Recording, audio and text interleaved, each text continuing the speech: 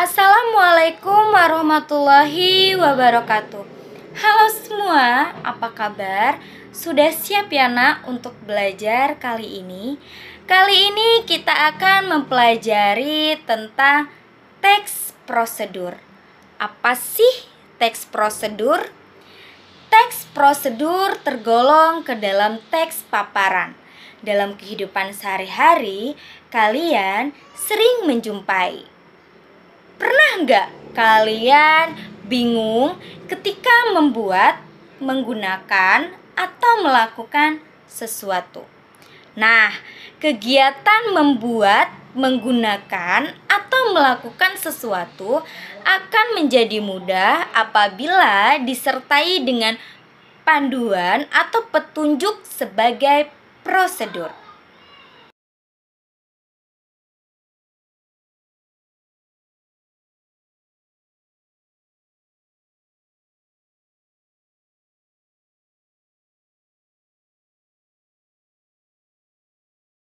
Struktur teks prosedur ada 3 bagian. Bagian yang pertama adalah bagian tujuan. Bagian tujuan teks prosedur dapat berupa judul dan berisikan tujuan pembuatan teks prosedur.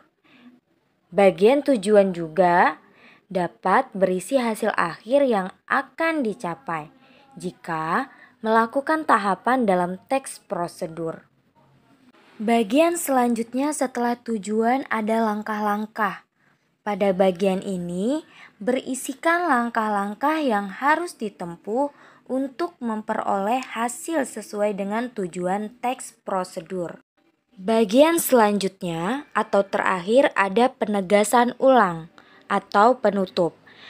Bagian ini berupa harapan ataupun manfaat apabila petunjuk-petunjuk itu dijalankan dengan baik. Penegasan ulang dalam teks prosedur bersifat opsional, artinya bisa ada, bisa juga tidak.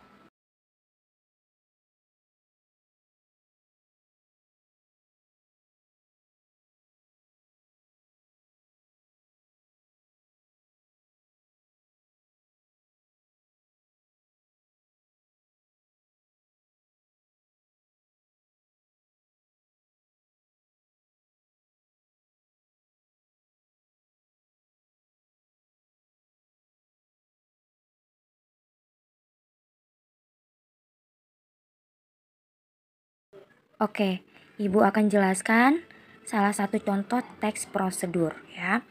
Di sini Ibu ambil contoh teks prosedurnya adalah cara membuat EKTP tanpa surat pengantar RT RW. Kalau kalian lihat tadi di gambar struktur ya nak, di bagian awal adalah tujuan, lalu ada langkah-langkah dan penegasan ulang. Tetapi tadi Ibu sudah menjawab kalau ini strukturnya ada tujuan dan langkah-langkah. Berbeda dengan cara membuat puding zebra dan cara mendaftar UTBK ya nak ya. Ibu akan jelaskan mengapa strukturnya seperti itu.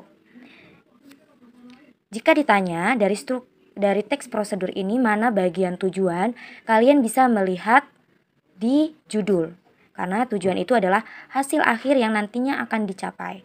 Jadi kalau ditanya tujuannya yaitu membuat EKTP tanpa surat pengantar RT RW.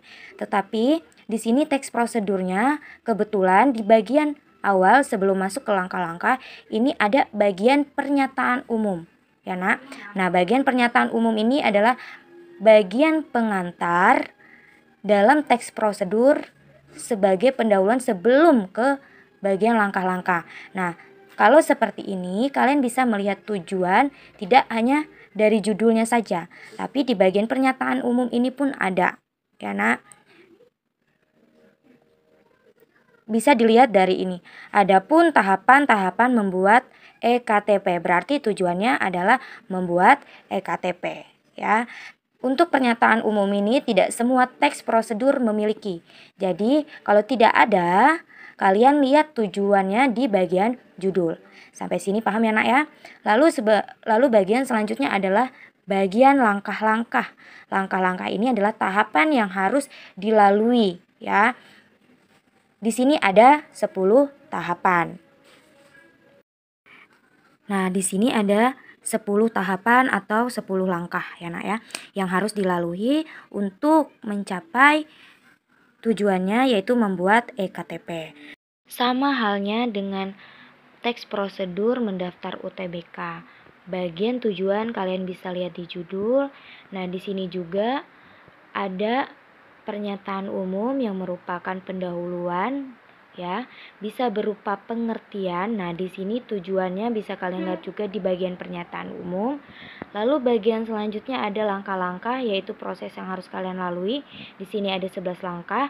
Nah, yang membedakan di sini di akhir teks prosedurnya itu ada bagian penegasan ulang yang merupakan penutup dalam teks prosedur. Seperti yang sudah Ibu sampaikan bahwa penegasan ulang itu bersifat opsional, bisa ada, bisa juga tidak.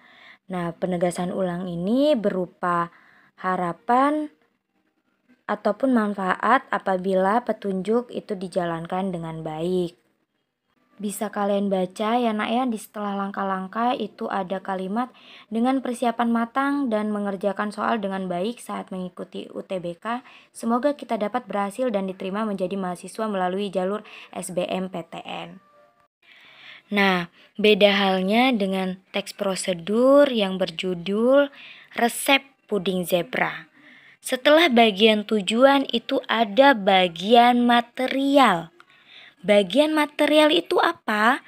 Bagian material adalah bagian yang berisikan bahan-bahan atau alat atau material yang diperlukan untuk membuat sesuatu.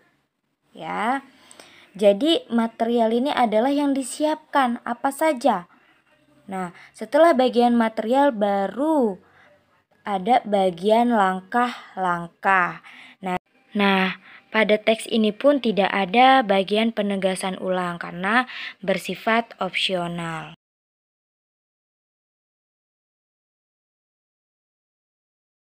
Jadi yang membedakan kalau teks prosedurnya membuat baik makanan atau benda itu ada bagian material. Tetapi kalau teks prosedurnya melakukan atau mengoperasikan sesuatu itu tidak ada bagian material. Baiklah, penjelasan tentang teks prosedur Ibu cukupkan sampai di sini. Ibu akhiri, wabillahi taufik wal hidayah. Wassalamualaikum warahmatullahi wabarakatuh.